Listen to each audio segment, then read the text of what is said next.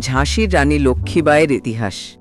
ভারতের স্বাধীনতা সংগ্রামের ইতিহাসে ঝাঁসির রানী লক্ষ্মীবাঈ এমন এক কিংবদন্তি চরিত্র, যিনি নারীর শক্তি, সাহস ও দেশপ্রেমের প্রতীক হয়ে ওঠেন। তিনি শুধু একজন রানী নন, বরং ছিলেন এক অসীম সাহসী যোদ্ধা, যিনি ঔপনিবেশিক শাসনের বিরুদ্ধে সশস্ত্র বিদ্রোহ পরিচালনা করেছিলেন। তার নাম আজও ভারতের স্বাধীনতা সংগ্রামের প্রথম যুদ্ধ অর্থাৎ 1857 সালের মহাবিদ্রোহের সঙ্গে অবিচ্ছেদ্যভাবে জড়িয়ে আছে। জন্ম ও শৈশব। লক্ষ্মীবাঈয়ের আসল নাম ছিল মণিকর্ণিকা তাম্বে। তিনি 1828 সালের 19 নভেম্বর বারাণসীতে জন্মগ্রহণ করেন। তার পিতা ছিলেন মোরপন্ত তাম্বে এবং মাতা ছিলেন ভবানীবাঈ। ছোটবেলা থেকেই মানু অর্থাৎ সংক্ষেপে মানু সাহসী ও চঞ্চল প্রকৃতির ছিলেন। অল্প বয়সেই তিনি ঘোড়ায় চড়া, তলোয়ার চালানো, ধনুকবাণ ব্যবহার শেখেন। সাধারণত মেয়েদের এসব শিক্ষা দেওয়া হতো না, কিন্তু মানুর আগ্রহ দেখে তার পিতা তাকে যুদ্ধবিদ্যায় দক্ষ করে তোলেন। বিবাহ ও ঝাঁসির রানী হওয়া। 1842 সালে মাত্র 14 বছর বয়সে মানুর বিয়ে হয় ঝাঁসির রাজা গঙ্গাধর রাও নওয়ালকরের সঙ্গে। বিয়ের পর তিনি নতুন নাম পান লক্ষ্মীবাঈ। স্বামী স্ত্রী দুজনেই সুখে জীবনযাপন করতে লাগলেন, তবে তাদের কোনো সন্তান ছিল না। পরবর্তীতে তারা এক দত্তক সন্তান গ্রহণ করেন, নাম দেন দামোদর রাও। ব্রিটিশদের ল্যাপসের নীতি ও সিংহাসন সংকট। 1853 সালে রাজা গঙ্গাধর রাও মারা গেলে রানী লক্ষ্মীবাঈ দত্তকপুত্র দামোদর রাওকে উত্তরাধিকারী হিসেবে ঘোষণা করেন। কিন্তু ব্রিটিশ শাসক লর্ড ডালহৌসি তার ল্যাপসের নীতি অনুযায়ী এই উত্তরাধিকারকে মানতে অস্বীকার করেন। ব্রিটিশরা ঘোষণা দেয় ঝাঁসি রাজ্য ইংরেজ সরকারের অধীনে যাবে। এই অন্যায় সিদ্ধান্ত রানী লক্ষ্মীবাঈ মানতে রাজি হননি। তিনি ঘোষণা করেন, আমি আমার ঝাঁসি ছাড়ব না। 1857 সালের বিদ্রোহে ভূমিকা। 1857 সালের মহাবিদ্রোহ ছড়িয়ে পড়লে ঝাঁসি হয়ে ওঠে সংগ্রামের অন্যতম কেন্দ্র।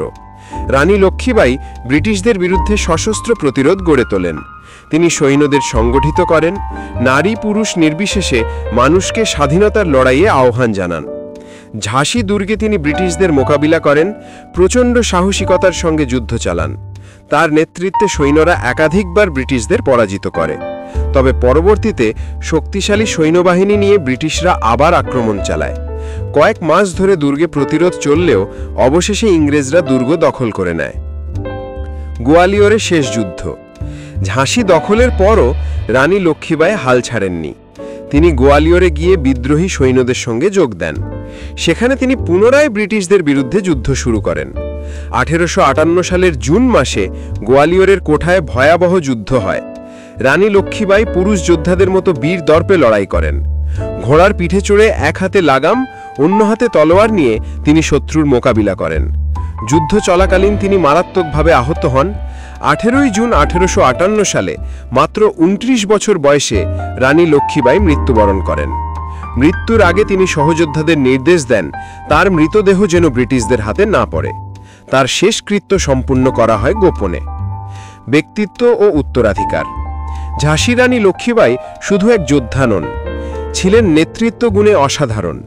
তিনি প্রমাণ করেছিলেন যে নারী চাইলে দেশ রক্ষায় পুরুষদের মতো বা কখনো কখনো তার থেকেও বেশি শক্তি ও সাহস দেখাতে পারে।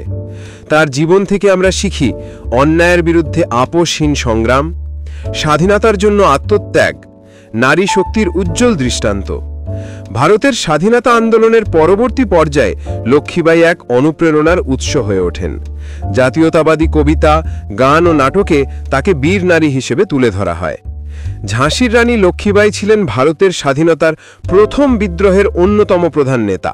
তিনি দেখিয়েছেন স্বাধীনতা রক্ষার জন্য প্রাণ পর্যন্ত বিসর্জন দেওয়া যায়। তার বীরত্ব আজও কোটি মানুষের হৃদয়ে অমর হয়ে আছে। ইতিহাসে তিনি চিরকাল স্মরণীয় হয়ে থাকবেন ভারতের জোয়ান অফ আর্ক নামে। ভিডিওটি ভালো লাগলে লাইক, শেয়ার, কমেন্ট ও সাবস্ক্রাইব করতে ভুলবেন না। ধন্যবাদ।